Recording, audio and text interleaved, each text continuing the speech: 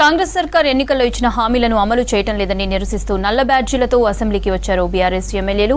కాంగ్రెస్ హయాంలో పల్లెలు ఎండిపోతున్నాయని ఆరోపించారు. సర్పంచులు లేక కేంద్రం నిధులు ఆగిపోయాయన్నారు. కేంద్ర ప్రభుత్వంపై నెపంతో కాళేశ్వరం ప్రాజెక్టును రిపేర్ చేయకుండా రైతులకు నీరందించకుండా కాంగ్రెస్ నాయకులు ఇబ్బంది పెడుతున్నారని ఆగ్రహం వ్యక్తం చేశారు బీఆర్ఎస్ నేతలు.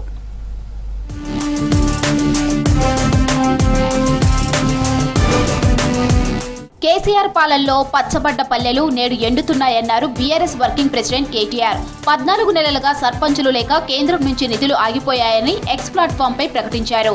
రాష్ట్ర ప్రభుత్వం పట్టించుకోక 12,754 గ్రామ పంచాయతీల్లో పాలన పడకేసిందన్నారు.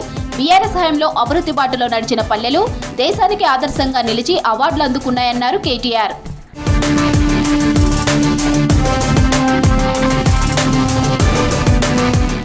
కాంగ్రెస్ ప్రభుత్వంపై మండిపడ్డారు బీఆర్ఎస్ మాజీ మంత్రి హరీష్ రావు. సీఎం రేవంత్ చిల్లర రాజకీయాలు చేస్తున్నారని విమర్శించారు.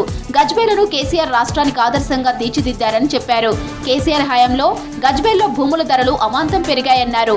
కాంగ్రెస్ ప్రభుత్వం వచ్చాక మిషన్ భగీరథలోనూ కోతలు పెట్టిందన్నారు. రేవంత్ రెడ్డి గారి దరిద్ర పాలన వల్ల గజ్వేల్లో ధనలక్ష్మి మాయమైతుంది. భూముల ధరలు పడిపోతున్నాయి. ఎవరికన్నా ఆపదుండి అమ్ముకుందామంటే కూడా కొనే దిక్కు లేకుండా అయిపోయింది. రేవంత్ రెడ్డి నీ పాలనలో గజ్వేల్ ₹1 పనిచేసినవా? నువ్వు చేసిన పని ఏమన్నా ఉందంటే 181 కోట్ల రూపాయల పనులు రద్దు చేసినావు నువ్వు. కేసీఆర్ అంటే రైతు బంధు, రేవంత్ అంటే రైతు బంధును మింగిన రాబంధు. అసెంబ్లీ ప్రాంగణంలో నిరసన తెలిపారు బీఆర్ఎస్ ఎమ్మెల్యేలు. కాంగ్రెస్ ప్రభుత్వం ఎన్నికల్లో ఇచ్చిన హామీలను అమలు చేయకపోవడంపై నిరసిస్తూ నల్ల బ్యాడ్జీలతో అసెంబ్లీకి వచ్చారు. రుణమాఫీ విషయంలో ప్రభుత్వం మాట తప్పిందని విమర్శించారు. రైతులకు పూర్తి స్థాయిలో రుణమాఫీ చేయాలన్నారు మాజీ మంత్రి హరీష్ రావు.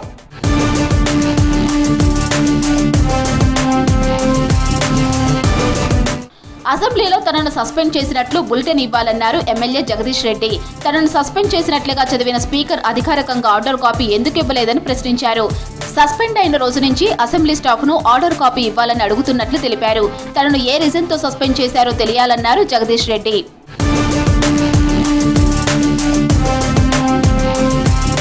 24 గంటల్లో దేవాదుల ప్రాజెక్టులో భాగమైన దేవన్నపేట పంప్ హౌస్ నుంచి నీరు విడుదల చేయాలన్నారు మాజీ మంత్రి ఎర్రబెల్లి దయాకర్ రావు.